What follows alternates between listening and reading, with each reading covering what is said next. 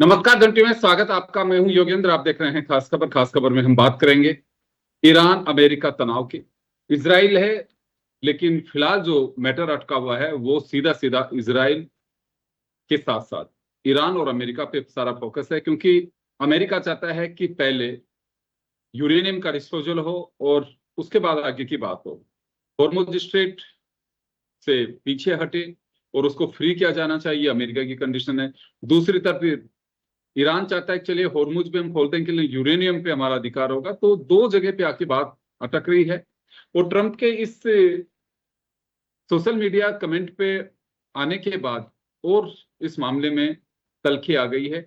हालांकि कोई नई बात नहीं है, वो आए दिन कोई न कोई मैटर लेके आते हैं। अब उन्होंने कहा है कि स्ट्रेट ऑफ हॉर्मुज नहीं है, हॉर्मुज को उन्होंने ट्रंप के लिए कहा है कि ये ट्रंप का पार्ट है, यानी कि अमेरिका का हिस्सा है।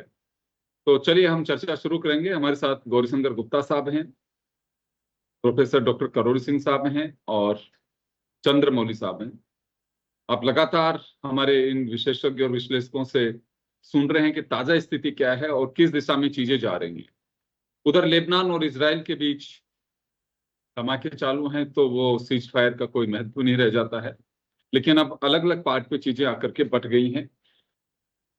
यूएई ओपेक से बाहर, क्या वास्तव में इस पे कुछ असर पड़ेगा? क्योंकि सऊदी अरब में पाकिस्तान अपने एग्रीमेंट के तहत जाना चाहता है, वो यूएई बर्दाश्त नहीं करना चाहता है। खैर, कई चीजें हैं जो आपके सामने आएंगी।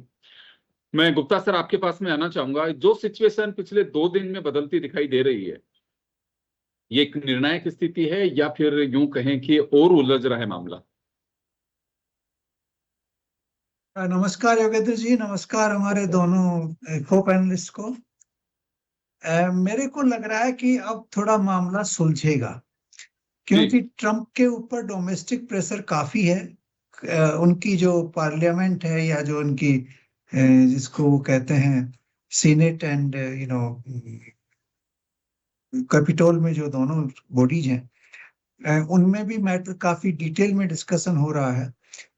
एक्चुअली उनके जो वार मंत्री हैं, जिनको इनको वार मंत्री कहते हैं, उन्होंने अंडर ओथ उनकी स्क्रूटनी की गई है और उन्होंने बताया है उसके अंदर कि हमारे $25 बिलियन से ज्यादा का खर्चा हो चुका है इस वार में ऑलरेडी। और ज्यादा ओपिनियन ये थी कि ये वार ऑफ चॉइस है, ये वार हमारे नेशनल इंटरेस्ट के लिए नहीं था। ये वहां पे एक कैपिटोल में एक ये ओपिनियन थी। इसके अलावा जनरल पब्लिक भी थोड़ी परेशान है, क्योंकि पेट्रोल की और जिसको कहते हैं गैस, वहाँ यूएस में गैस की प्राइसेस करीब करीब 1/3 से ज्यादा ऊपर बढ़ चुकी हैं। 33% 40% इंक्रीज गैस प्राइसेस में हो गया है और इसकी वजह से और प्राइसेस भी बढ़ रही हैं, इन्फ्लेशन की रेट थोड़ी ज्यादा हो गई है। तो यूएस की पब्लिक भी परेशान है। और इंटरनल प्रेशर ये भी है कि अगर ये मामला आगे बढ़ा तो जो इनके जो मिड टर्म पोल्स हैं उनमें भी रिपब्लिकन्स को नुकसान हो सकता है। तो ये इंटरनल प्रोसीजर है इनका। और एक्सटर्नली अगर आप देखें तो अभी ये ईरान ने बड़ा क्लियर किया अपना 3 पॉइंट जो एजेंडा उन्होंने पेश किया था कि आप पहले ब्लॉकेड को बंद करें और हमारे को युद्ध की धमकियां खत्म करें, उसके बाद हम आपसे न्यूक्लियर इशू पे बात करेंगे। और ट्रंप कह रहा है कि नहीं, न्यूक्लियर इश्यू पहले सेटल होगा और उसके बाद ब्लॉकेड बंद होगा। तो ये एक बिल्कुल लोकजैम इसके ऊपर बना हुआ है। इस बीच में ईरान के मंत्री, आप जानते हैं, उन्होंने ओमान भी गए, पाकिस्तान गए और फिर रशिया गए। और रशिया में उनकी जो बातचीत हुई उसमें प्रेसिडेंट पुतिन ने क्लियरली कहा कि हमारी स्ट्रेटेजिक रिलेशनशिप है और हम ईरान के साथ खड़े हैं, उनके हितों की रक्षा करेंगे। और आज आपने देखा कि एक्चुअली कल हुई थी ट्रंप और प्रेसिडेंट पुतिन की 90 मिनट की बात हुई है। उसमें यूक्रेन युद्ध था, लेकिन ये भी एक हिस्सा था उनकी बातचीत का। और मेरे को लग रहा है कि वो यूक्रेन के साथ साथ इसके बारे में भी सॉल्यूशन ढूंढना चाहते हैं, पुतिन को साथ में लेके। तो पुतिन जो है वो भी चाहते हैं कि ये आगे नहीं बढ़े। उनकी इंडिकेशन जो मिले हैं कि अगर दोबारा बम्बार्डमेंट होगा ईरान के ऊपर तो यूएस उसको संभाल नहीं पाएगा और कॉन्सिक्वेंसेज अनप्रिडिक्टेबल हो जाएंगे। ऐसा प्रेसिडेंट पुतिन ने 90 मिनट की बातचीत में कहा है हमको जी कि आप दोबारा इन्वेजन नहीं करें और उससे बहुत ज्यादा कॉम्प्लिकेशंस आ जाएंगे। आपको ही नहीं, पूरे विश्व को इसके परिणाम भुगतने पड़ सकते हैं। तो वो भी एक बहुत बड़ा फैक्टर है। और उसमें मेरे को लगता है कि जो 240 या 250 किलोग्राम जो यूरेनियम 60% तक एनरिच्ड है, मेरे को लगता है कि अमेरिका शायद ये मान जाए कि उस यूरेनियम को आप मॉस्को को शिफ्ट कर दें और मॉस्को की देखरेख में उसका जो भी डिस्पोजल होना है या जैसा भी उसका प्रयोग होना है वो हो। ये चीज मेरे ख्याल से ट्रम्प एक्सेप्ट कर लेंगे अगर फाइनली इस चीज पे आएगा तो मैटर। लेकिन अभी जो प्रश्न बना हुआ है वो ईरान में भी काफी इंटरनल डाइसेंट है। आईआरजीसी जो है वो चाहते हैं कि हार्डलाइन अप्रोच लें, किसी भी चीज को नहीं माने, कोई नेगोशिएशंस नहीं करें, जबकि पॉलिटिकल लीडरशिप ये चाहती है कि नेगोशिएशन करके इस स्थिति को सुधारें। और उनकी इकोनॉमिक पोजीशन काफी डामाडोल हो चुकी है अब, क्योंकि जो उनका 400-500 मिलियन डॉलर का जो डेली एक्सपोर्ट होता था ऑयल का, वो हो नहीं पा रहा है। और उसकी वजह से यहाँ तक भी न्यूज आ रही है कि आईआरजीसी ने स्वीकार किया है कि वो 50% सैलरी लेंगे, अपनी पूरी सैलरी नहीं लेंगे। तो ये इस तरह की चीजें जो आ रही हैं उससे इंटरनल डोमेस्टिक प्रेशर ईरान के ऊपर भी है। और अमेरिका को डाउट ये है कि वो किसके साथ नेगोशिएट करे। अगर ये लीडरशिप के साथ नेगोशिएट करके एग्री कर लेते हैं और आईआरजीसी उसको एक्सेप्ट नहीं करता, तो फिर सिचुएशन और कॉम्प्लिकेट हो वापस से जाएगी। बिगड़ेगी।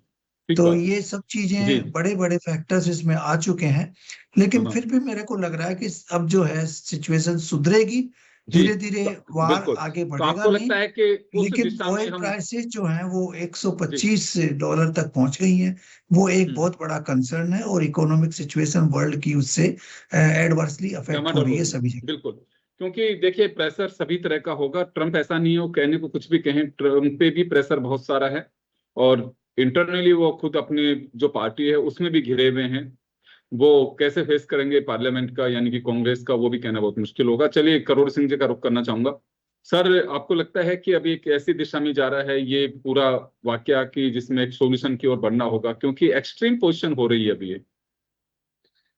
देखिए योगेंद्र जी, अगर इजराइल का इश्यू नहीं होता तो ट्रम्प साहब अभी तक निकल गए होते और वो ये कहते कि हमने ईरान की मिलिट्री, एयरफोर्स और नेवी सबको ओब्लिटरेट कर दिया है और ईरान में खुद में अव्यवस्था फैल रही है, और इस बहाने वो निकल जाते।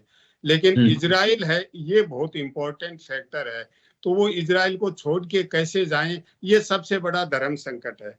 और ट्रंप ने यह भी कह दिया कि ईरान ने मुझे अप्रोच किया है कि वो कोलैप्स हो रहे हैं और हॉर्मुज को खोल दिया जाए। तो मुझे नहीं लगता कि ईरान के किसी नेता ने डायरेक्ट ट्रंप से इस तरह का कोई कांटेक्ट किया हो। लेकिन ट्रंप साहब अपने वो एक्स पे कुछ भी डालते हैं पोस्ट, वो तो उनकी मर्जी है। लेकिन अभी जो गुप्ता जी ने कहा कि आईआरजीसी और प्रेजेंट लीडरशिप में बहुत ज्यादा डिफरेंसेस, सर्टेनली डिफरेंसेस तो हैं, लेकिन मुझे नहीं लगता कि वो इस सीमा तक चले जाएंगे कि पॉलिटिकल लीडरशिप कोई एग्रीमेंट करती है और आईआरजीसी उसके अगेंस्ट में चले जाएंगे। जो भी होगा जॉइंट कंसल्टेशन से ही होगा, तो वो संकट तो नहीं आएगा। और दूसरा कारण ये भी है कि कहीं ना कहीं अब फाइनल नेगोशिएशन होगा, उसमें रशिया या चाइना का इन्वॉल्वमेंट होगा। पाकिस्तान की वो कॉम्पिटेंस नहीं है कि फाइनल एग्रीमेंट करवा दे। तो अभी फाइनल एग्रीमेंट की मुझे संभावना नहीं लग रही। अभी तो सबसे बड़ा दबाव है वो हॉर्मुज को खोलने का है, और ये केवल ईरान का दबाव नहीं है, ये ग्लोबल कम्युनिटी का दबाव है, ईरान पे भी और अमेरिका पे भी। इसलिए अमेरिका के लिए मजबूरी है कि वो हॉर्मुज को किसी न किसी रूप में खोले। क्योंकि देखिए आज के जो अंतरराष्ट्रीय पिछली सदी की अंतरराष्ट्रीय राजनीति थी, उसमें दो कंसेप्ट बहुत यूज होते थे, शक्ति संतुलन और सामूहिक सुरक्षा। आजकल दो चीजें बहुत यूज होती हैं, स्ट्रेटेजिक पार्टनरशिप और सिक्योरिटी गारंटी। तो ईरान सिक्योरिटी गारंटी चाहता है, स्ट्रेटेजिक पार्टनरशिप चाइना से भी है, रशिया से भी है। अब सिक्योरिटी गारंटी कौन दे सकता है? देखिए अमेरिका ये गारंटी, अमेरिका ही गारंटी को वो मानेंगे भी नहीं। लेकिन ईरान ने कह दिया कि हम परमानेंट युद्ध खत्म करना चाहते हैं, हमेशा का युद्ध नहीं चाहते हैं। और इसमें मुझे लगता है कि कहीं न कहीं चाइना और रशिया का इन्वॉल्वमेंट होगा, और उनका इन्वॉल्वमेंट होगा, वो ईरान को कन्विंस कर लेंगे कि आप एग्री हो जाओ। और जो न्यूक्लियर है, एनरिच्ड यूरेनियम है, मुझे लगता है वो रशिया के सुपरविजन में देके, और इंटरनेशनल एटॉमिक एनर्जी एजेंसी है वो उसको मॉनिटर करती रहेगी। ओवर। जी बिल्कुल, आप सही कह रहे हैं, क्योंकि रसिया अब मुझे लगता है कि ऐसा कार्ड खेल सकता है इसमें जिसपे ट्रंप को भी कोई दिक्कत नहीं, क्योंकि कहने को कुछ भी है ट्रंप, क्योंकि वो भी इस पूरे युद्ध के बॉस बन चुके हैं और वो एक ऐसा मैसेज देना चाहते हैं। हालांकि आप सब लोगों ने देखा कि कई बार ऐसे हॉनरेबल एग्जिट के भी उन्हें चांस मिले, लेकिन वो पता नहीं उसमें क्यों उलझते चले गए। और बात सही कही करोड़ी सिंह जी ने कि अगर इजराइल का मैटर नहीं होता तो कब के वो बाहर जा चुके होते। इजराइल का मैटर नहीं होता तो मुझे लगता है कि वो बीच में भी नहीं आते, क्योंकि सिचुएशन का अंदाजा था उनको कि कुछ बिगड़ सकती है और क्या होगा कोई पता नहीं है। मैं चंद्रमौली जी का रुख करना चाहूंगा। सर, आप किस तरह से देखते हैं इसको, कि तलखी बढ़ेगी या एक जुबानी जंग है ये अब किसी स्थिति में थोड़ी से डाउन होकर के अब इसका डिस्पोजल होगा? अनम्यूट करिए सर, म्यूट है आपके यहाँ से, म्यूट है सर। चंद्रमौली सर म्यूट है। हाँ, जय हिंद। अभी जय हिंद दोनों सर। पैनलिस्ट को आपने सुना, और मैं आपको फिर से याद दिलाता हूँ, जब लड़ाई शुरू हुई थी तो जी। सबसे पहले इनका ऑब्जेक्टिव था पॉलिटिकल, रिजीम चेंज कर देंगे, बम गिरा देंगे, कर देंगे। उसके बाद में इनका हुआ न्यूक्लियर, जो पॉलिटिकल रिजीम चेंज और न्यूक्लियर जो था वो भी अभी बैकग्राउंड में चला गया है, और अभी इकोनॉमिक सामने आ गया है, क्योंकि जापान, साउथ कोरिया, चाइना और ताइवान, ये सब परेशान है इस पेट्रोलियम वहां पहुंच नहीं रहा है इसकी वजह से। और ये बड़ी बड़ी इकोनॉमीज हैं साउथ ईस्ट एशिया की, और वर्ल्ड इकोनॉमी जापान और साउथ कोरिया वगैरह। वहां पे अगर ये नहीं पहुंचता है ये पेट्रोलियम, अब इकोनॉमिक हो गया, तब इकोनॉमिक को कैसे न्यूक्लियर के साथ में जोड़ें? और रिजिम चेंज के बारे में कोई बात ही नहीं कर रहा है एक्सेप्ट फॉर इसराइल। अब जो एग्जिट की बात कर रहे हैं ट्रम्प साहब, ये चाहते हैं कि न्यूक्लियर, जैसे अभी पैनलिस्ट ने बताया कि रशिया को देने के लिए, मैंने सोचा नहीं था इसके बारे में, हो सकता है ऐसी बात हो जाए।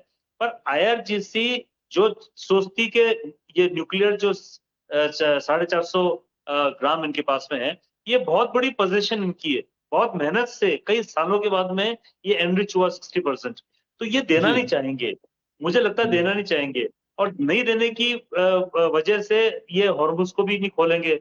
तो जैसा पैनलिस्ट ने बताया, अच्छी बात बताई कि तो ओके तुम रशिया को दे दो, लेकिन तुम नहीं रखोगे। लेकिन उसके लिए गारंटी ईरान क्या कहेगा कि आप कभी हमारे को अटैक नहीं करोगे, हम न्यूक्लियर नहीं बनाएंगे लेकिन अटैक नहीं करोगे, कम से कम वो तो पीसफुल बन जाए इसके लिए।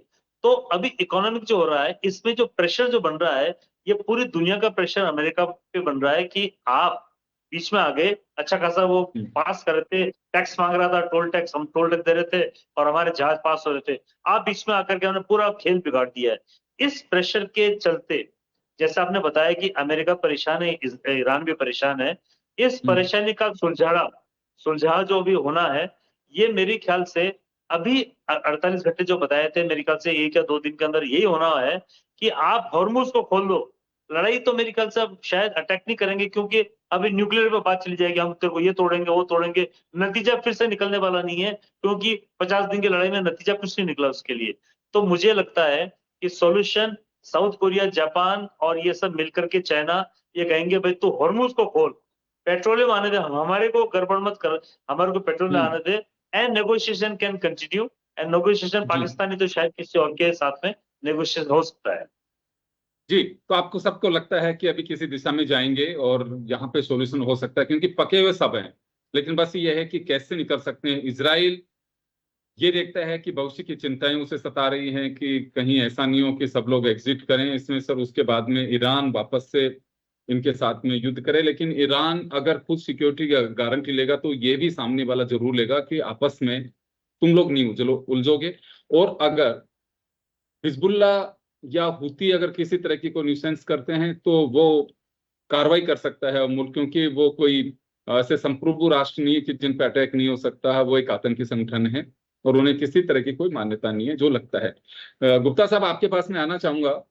यूएई ओपेक से आउट होना और पाकिस्तान को उसने बाकायदा इसके लिए जिम्मेदार भी ठहराया है, इस युद्ध से उसका कोई असर है या किसी तरह का कोई प्रेशर होगा या खाड़ी देशों में अमेरिकन बेसेस जो हैं उस पर कोई असर आएगा इसका? देखिए, इस युद्ध से इसका थोड़ा असर तो है। जी इसके तीन चार कारण हैं। एक तो आप देखिए, कुछ समय से सऊदी अरेबिया और यूएई के बीच में फ्रिक्शन चल रहा था। ये यमन में शुरू हुआ, उसके पहले भी था। जीसीसी कंट्रीज में सऊदी अरेबिया डोमिनेट करता है और ओपेक में भी सऊदी अरेबिया डोमिनेट करता है। ओपेक में उन्होंने अपना कोटा करीब करीब 10 मिलियन बैरल पर डे का किया हुआ है, जबकि और कंट्रीज का काफी कम है। तो ये डोमिनेशन जो है इसका सऊदी अरेबिया का, उससे यूएई को काफी परेशानी हो रही थी जीसीसी में भी, और हुतीज की वजह से वहां भी हो रही थी। और अपने जो ओवरऑल मिडिल ईस्ट में जो उनकी इक्वेशन है, उसमें भी ऐसा लग रहा था कि शायद सऊदी अरेबिया और यूएई साथ साथ नहीं चल सके।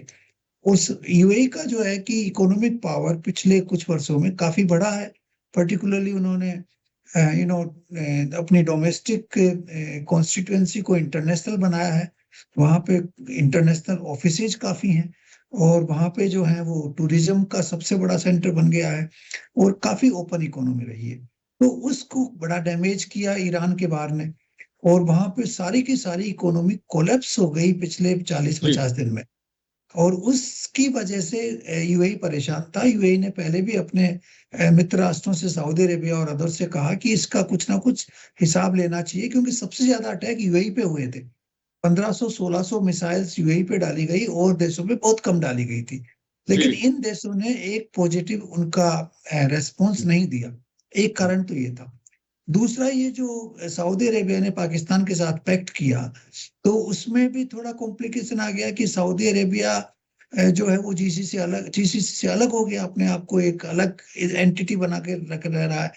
तो उसकी वजह से भी इसमें थोड़ा कॉम्प्लिकेशन आया। तीसरा रीजन ये था कि मेरे को लग रहा है कि अमेरिका भी नहीं चाहता था कि ओपेक में यूएई रहे। एक्चुअली अमेरिका ने इसका स्वागत किया अभी। इसका वजह यह है कि अगर प्रोडक्शन बढ़ेगा ऑयल का, तो ऑयल की प्राइसेज कुछ कम होंगी। खैर अभी तो नहीं, क्योंकि अभी तो ब्लॉकेड चल रहा है, लेकिन उसके बाद जो है रीजनेबल लेवल पे ये प्राइसेज आएंगी। रशिया ने भी उनको एक सोवरेन राइट का, उन्होंने कहा कि उनका अधिकार है, और जो उन्होंने निर्णय लिया उसका स्वागत करते हैं। रशिया ने भी ऐसा बोला है। तो कुल मिला के ये एक यूएई का थोड़ा सा इंडिपेंडेंट पाथ फॉलो करने का रास्ता है, कि वो सऊदी के प्रेशर से ज्यादा नहीं दबे, और इसमें अपने आप इंडिपेंडेंट पॉलिसी फॉलो करे, और ओपेक के प्रेशर में अपने कोटा को सीमित नहीं करे। तो ऐसा मेरे को ये इसमें कारण लग रहा है। बिल्कुल आप सही कह रहे हैं, क्योंकि सऊदी अरब की एक यूं लगता है कि खाड़ी देशों को कि उसकी अपनी मोनोपोली हो सकता है। पाकिस्तान बेवजह का इसमें एक दखल बढ़ सकता है, क्योंकि पहली बार महसूस हुआ है खाड़ी देशों को कि अमेरिका का भी जो दखल है वो हमारे कोई बहुत ज्यादा इससे बेनिफिट नहीं हुआ, नुकसान ही हो रहा है, और हमें बदले में काफी कुछ देना भी पड़ रहा है उसको। तो ये एक सिचुएशन आ रही है। तो मुझे लगता है कि इस युद्ध के बाद में कुछ चीजें और क्लियर हो सकती हैं भविष्य के लिए। अब वो कितनी सिक्योरिटी दे पाएंगे ये कहना बहुत मुश्किल होगा। मैं करोड़ सिंह साहब के पास जाना चाहूंगा। सर, भारत का क्या है इसमें? यूएई अगर ओपेक से अलग हो रहा है तो? देखिए, भारत का एनर्जी रिक्वायरमेंट है वो ज्यादातर वेस्ट एशिया के कंट्रीज से पूरी होती है, और अगर यूएई इंडिपेंडेंट होके, अलग होके ज्यादा ऑयल प्रोड्यूस करेगा तो भारत को डेफिनेटली फायदा मिलेगा। और भारत ने शायद ये एंटिसिपेट कर लिया था पहले, इसीलिए भारत के विदेश मंत्री गए, भारत के पेट्रोलियम मंत्री पुरी भी वहां जाके आए, और अभी भारत के सुरक्षा सलाहकार सऊदी गए, तो सऊदी से फिर यूएई गए, उधर होते हुए आए। तो भारत को मुझे लगता है कि पहले से ऐसा कोई अंदेशा था कि यूएई निकल सकता है, और यूएई से भारत के रिश्ते दूसरे जो वेस्ट एशिया के कंट्री हैं उनसे ज्यादा अच्छे हैं। अच्छे होने के साथ साथ देखिए, I2U2 का जो अलायंस है वो भी भारत के लिए, भारत के हित में है। I2 का इंडिया, इजराइल, और U2 का मतलब यूएई और यूनाइटेड स्टेट्स। तो ये जो अलायंस है इसकी वजह से यूएई भारत के साथ बहुत ही क्लोज है और ये इसका निकलना पहले से तय इन इसेंस में था कि 2020 से सऊदी और यूएई के रिश्ते बिगड़ना शुरू हो गए थे। उससे पहले सऊदी का MBS है, मोहम्मद बिन सलमान और मोहम्मद बिन जायद यूएई वाले दोनों की व्यक्तिगत दोस्ती थी। ऐसा नहीं है कि कंट्रियों के रिश्ते अच्छे थे, लेकिन जब से उन्होंने अब्राहम अकॉर्ड पे साइन किए उसके बाद बिगड़ना शुरू किया। फिर यमन का मामला आ गया, सोमालिया का मामला आ गया और अब जब इजराइल के बहुत नजदीक चले गए हैं और इजराइल मदद भी कर रहा है, इजराइल के साथ स्ट्रेटेजिक पार्टनरशिप एग्रीमेंट भी कर लिया यूएई ने, तो ये डिफरेंसेस इस लेवल तक चले गए थे कि साथ रहना मुश्किल था और डोमिनेशन वो एक्सेप्ट नहीं करना चाहते थे और अमेरिका को के ग्रीन सिग्नल के बिना तो नहीं निकले। डेफिनेटली अमेरिका भी ऐसा चाहता होगा कि निकल जाए, क्योंकि लेकिन अमेरिका को एक दिक्कत है योगेंद्र जी, वो ये है कि मैं तो सर वो जानना चाह रहा हूँ, मैं सिर्फ क्यों समय कम है, मैं इतना सा जानना चाह रहा हूँ कि अब इसमें भारत का क्या हित है, क्योंकि कुछ विश्लेषकों का ये मानना है कि सऊदी अरब की जो मोनोपोली है वो कम होगी तो यूएई से हमें फायदा होगा, क्यों अपना वो प्रोडक्शन ज्यादा कर पाएगा।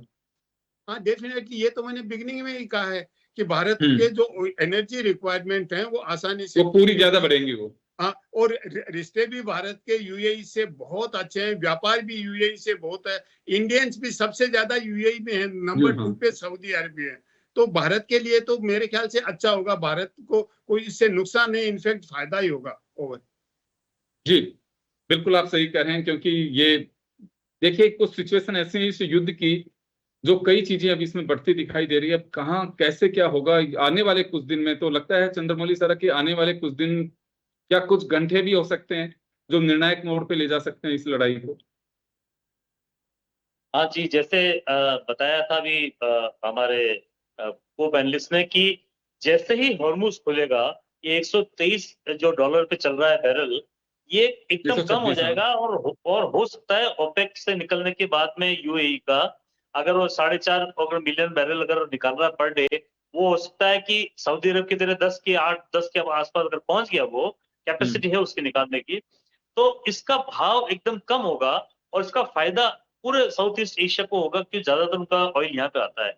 अब मैं आपको ये एक बात पहले भी बताई थी, अभी बता रहा हूँ कि सोमालिया, ये जो उनका बल जा रहा है अफ्रीका के अंदर और ऊपर येमेन के अंदर होती, मैंने आपको पहले बताया था ये कुछ न कुछ कुचामत करेंगे। तो ये सोमालिया वाले जो टेरर ऑर्गेनाइजेशन है एंड हुती जो बैठे हुए हैं येमेन के अंदर, ये मेरे ख्याल से कुछ न कुछ हंगामा करने वाले हैं अभी, क्योंकि इनके जहाज इनके सामने खड़े हुए हैं, ओमान के पूर्व के अंदर खड़े हुए हैं अमेरिका के जहाज, ये कुछ न कुछ करेंगे अभी क्योंकि इनका बदला लेने की भावना है। और मेरे को लग रहा है, पहले भी आपको बताया था, कोई न कोई टेरर अटैक होने वाला है। छोटा सा अटैक तो हुआ है ट्रंप के ऊपर, लेकिन कहीं कहीं पे कुछ न कुछ ये वारदात करेंगे क्योंकि इतने टेरर ऑर्गेनाइजेशन है और अभी तक इन्होंने कुछ नहीं किया हुआ है, मार ही खा रहे हैं सब तरफ से। अब ये कुछ न कुछ करेंगे और मुझे लगता है कि ये ट्रंप को निकलने के लिए एक अच्छा समय मिला हुआ है। जैसे आपने बताया हुआ कि आर्मी नेवी एयरफोर्स तोड़ दी है, निकल जाओ चुपचाप, लेकिन नहीं निकल रहा है, ये फंसेगा और टेरर ऑर्गेनाइजेशन इसके अंदर ये अपना रोल निभाएंगे अभी। जी बिल्कुल आप लोग सही कह रहे हैं, क्योंकि देखिए कई चीजें, या तो कुछ ऐसी स्थिति में आ जाएगा एक निर्णय की उसमें कि हाँ बिल्कुल किसी का हित युद्ध में दिखाई नहीं दे रहा है तो और होगा, लेकिन जैसे IRGC का भी है कि वो निर्णायक भूमिका में वही रहना चाहता है, तो वो भी एक, मुझे नहीं लगता कि स्थिति अगर हो भी जाएंगी तो ईरान के लिए इंटरनली बहुत अच्छे इसके संकेत नहीं है, क्योंकि वो कट्टरपंथी संगठन। एक सेंटेंस, ईरान संयुक्त राष्ट्र संघ में चला गया है कि जो अमेरिका ने नाकेबंदी कर रखी है वो समुद्री डकैती है इसके नाम से बोला भी। हाँ बिल्कुल, तो चलिए आने वाले कुछ दिन का इंतजार करना चाहिए। मुझे लगता है कि इससे कुछ न कुछ अभी रास्ता खुलने की स्थिति बन सकती है, तलखी दिखाई देती है अंदर खाने में, लेकिन कुछ न कुछ इससे डैमेज कंट्रोल करने के लिए या कुछ पटरी पे चीजें आ सके ताकि दुनिया का जो एक फायदा है वो दिखाई दे रहा है। नहीं तो ये हित कम हो रहा है, हित बहुत ज्यादा होंगे अगर और थोड़ा भी कुछ चला। और ये तय मान के चलिए कि अगर लड़ाई वापस से उसी मोड़ पे आती है तो नुकसान बहुत भारी भरकम होगा, जिसका मुझे लगता है कि अंदाजा भी नहीं लगाया जा सकता। तो इसका भी आंकलन युद्ध करने वाले देशों को भी पता है, उनका कितना नुकसान होगा ये भी उनको पता है, और कितनी खाइयां हो जाएंगी वो भी मालूम है। तो उस रूट पे जाने से पहले सारे विचार जरूर करेंगे। सभी का बहुत बहुत शुक्रिया। खास खबर में इतना ही, दीजिए इजाजत, नमस्कार।